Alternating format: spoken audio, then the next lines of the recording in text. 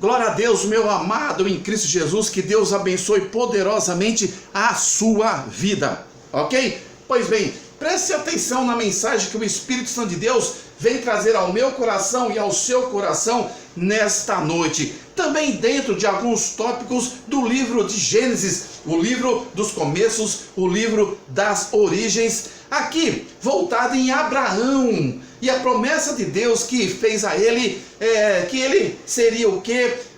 Dele passaria a surgir uma grande nação. Que Deus prometera aí o seu primeiro filho, o filho da promessa, não Ismael, mas Isaque, o filho da promessa, vindo do ventre de Sara. Meu amado, meu querido, dentro dessa reflexão que o Espírito trouxe ao meu coração, que eu quero compartilhar ao seu coração, é que mesmo diante de uma crise que estamos vivendo no nosso país, aqui no Brasil, e essa crise veio então somada com a pandemia, que as empresas estão fechando, que a situação econômica do Brasil está instável, não só no Brasil, mas em todo o mundo, que nós temos aí mais ou menos 18 a 20 milhões de desempregados, sem contar aí aquele que não é somatizado, os trabalhadores informais. Nós percebemos que a busca pelo emprego é muito acirrada em nossos dias. Infelizmente é tão difícil a busca pelo emprego que existem os desalentados, que eu em particular nunca tinha escutado essa palavra. São aqueles que desistiram de procurar emprego. Meu amado em Cristo Jesus, você em Jesus, nunca desista, porque Deus está vendo a sua situação. Mas imagine aquele que está empregado atualmente, no ano de 2021, mediante a pandemia, mediante a crise exacerbada em nosso país, instabilidade financeira. Imagina você empregado no meio dessa situação, no meio do vale da sombra da morte. Diga-me o seguinte: se o seu patrão lhe pedir para você fazer algo, claro que algo possível, algo lícito, algo determinado ou determinável, algo realmente que está dentro dos parâmetros legais, ele lhe pedindo isso, envolto à atividade da empresa, você vai fazer ou não? Olha só o exemplo, fulano de tal, eu quero que você faça hora extra, porque nós precisamos aumentar a produção. Você vai chegar imediatamente ao seu patrão, o seu supervisor direto, o seu diretor, e vai falar assim: ah, não vou não? Eu tenho quase que absoluta certeza, 99% de certeza, que você vai obedecer aquilo que ele está te pedindo. E você fará hora extra, ligará para a sua família e dir-lhe-á: olha, fui chamado para fazer hora extra, não repare que eu não chegarei no horário de costume, estarei ali trabalhando. Qualquer coisa, família, me ligue. Não é assim que acontece? Porque se você não obedecer a ordem do seu supervisor direto, dentro da licitude, você estará percebendo que você correrá imenso risco de ser advertido, ou quizás até de ser demitido em meio a um momento que estamos vivendo de grande crise mundial, especialmente aqui no Brasil. O exemplo é que o superior está mandando e você está obedecendo, e você obedece. Se o seu professor na universidade, na sua monografia, no seu TCC, no seu artigo científico, lhe der ali uma determinação: esse texto não está conveniente, mude-o. Você não vai mudar para apresentar a ele na próxima reunião que você obedeceu às orientações daquele professor, orientador do TCC, do artigo científico, porque senão ele vai dizer assim: mas eu não pedi que você fizesse assim. O que vai acontecer contigo? Você vai ser reprovado no seu artigo científico, não é? Você vai ser reprovado no seu TCC, que é o trabalho de conclusão do curso, e sendo assim, não receberá a sua titulação de bacharel, de licenciado, qualquer que seja. Você obedece. Quantas situações diz assim: aquele que tem juízo, obedece. Quem pode, manda. Quem tem juízo, obedece. Olha essa máxima: quem pode, manda. Quem tem juízo, obedece. Abraão aqui, no mundo espiritual, Deus, aqui no livro de Gênesis, no livro dos começos, está nos mostrando claramente um exemplo, mais um exemplo de obediência de Abraão. O primeiro começou no seu chamado, que nós já pregamos em vídeos anteriores, e agora, aquilo que mais Abraão estava esperando, que Sara pudesse gerar um filho, aconteceu por divina revelação e promessa de Deus, mas Deus quer provar Abraão. E quando nós observamos o capítulo 22, Deus manda Abraão matar seu filho Isaque. Menino, olha que pedido!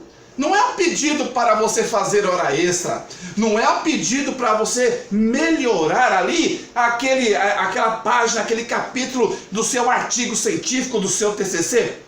Está Deus, o todo soberano, o chefe dos chefes, pedindo o que, meu querido? Que você entregue o teu filho Isaque em oferta a mim, o Deus todo soberano. E nós observamos então no capítulo 22, que tem esse título, Deus manda Abraão matar seu filho Isaque. Olha que ordem que Deus deu. E o texto, depois eu sugiro que você abra, está no capítulo 22, do versículo 1 ao versículo 18, todos aqueles procedimentos. Abraão então, com 2 dos seus servos, mais o seu filho Isaque, com um jumentinho preparado, se dirigindo à terra de Moriá, e até mesmo Isaque perguntando, cadê aí a ovelhinha ali pro holocausto, pro sacrifício? Mas na verdade era o próprio filho Isaque.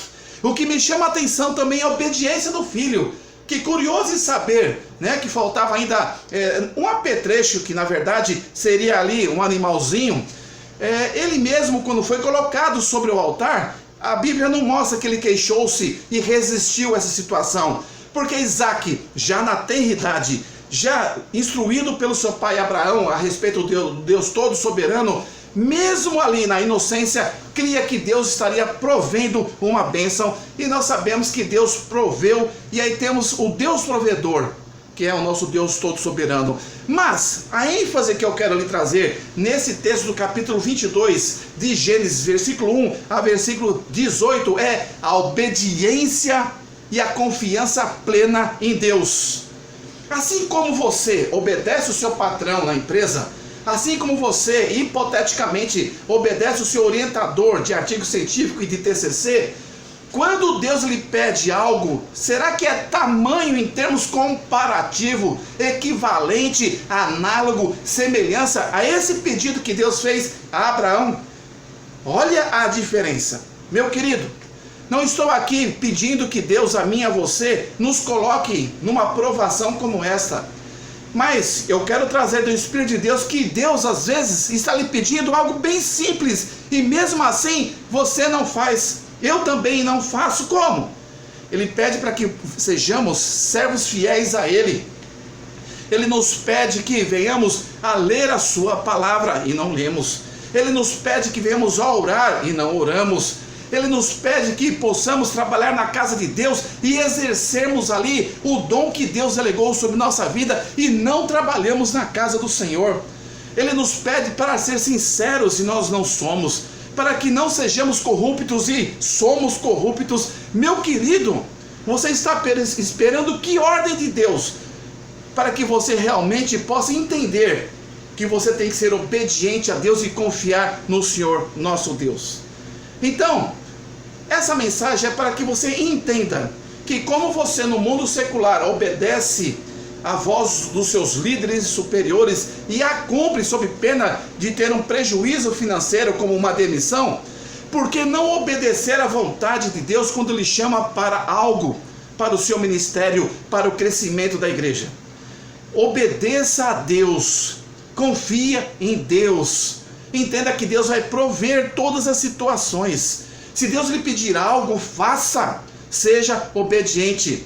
Se Deus lhe pedir algo, faça. Não tenha medo. Abraão, ele entendeu que Deus está acima de tudo, e como Deus lá tinha prometido, Deus teria uma válvula de escape, e ele não questionou a ordem do Senhor, e ele obedeceu, e Deus deu o livramento. Assim também Deus, trará livramento sobre a sua vida, sobre qualquer tipo de pedido. Mas alguns, eu tenho certeza que pela leitura já estão postos sobre a nossa vida. Deus nos pede a nossa fidelidade. Deus nos pede que venhamos a ler a palavra de Deus em tempo e fora de tempo. Nos pede que venhamos a amar o nosso próximo, que não tenhamos preconceito e nem distinção entre um e entre outro. Deus nos pede para que possamos olhar aos pobres. Deus nos pede que possamos olhar pelas famílias, o que nós estamos fazendo a cada um, especificamente com os pedidos que Deus nos coloca todos os dias em nossas vidas. Cuidado! Porque lá, se você no emprego não obedecer, você vai perder o emprego. O que pode acontecer se você não atender um chamado de Deus, uma ordem de Deus, um pedido do Senhor? A palavra é que Deus tenha misericórdia de nossas vidas e sejamos obedientes, porque com certeza tudo que Deus vier a nos pedir, eu não sei se vai estar ao nível do pedido que Deus fez a Abraão em imolar o seu próprio filho. Que glória a Deus, Deus trouxe ali aquele animalzinho para substituir essa questão e agradou muito os olhos do Senhor. Acredito eu que os pedidos que Deus tem feito no seu coração são fáceis de cumprir. Não se compara a esse exemplo de Abraão. Sendo assim, por que não cumprir? Por que não obedecer? Mesmo pelo pedido simples, como também pelo pedido difícil. Tanto um quanto o outro confia no Senhor. Seja obediente como Abraão e verás o que Deus fará na tua vida. No versículo do capítulo 22, 18, diz assim: e em tua descendência serão benditas todas as nações da terra, porquanto obedecestes a minha voz. Então, eu não sei qual o pedido de Deus para a tua vida, quais ele tem feito para você, mas serdes obediente aos pedidos do Senhor. Que Deus abençoe sua vida, hoje e poderosamente para todos sempre. Amém, amém. Glória a Deus, que possamos ser obedientes.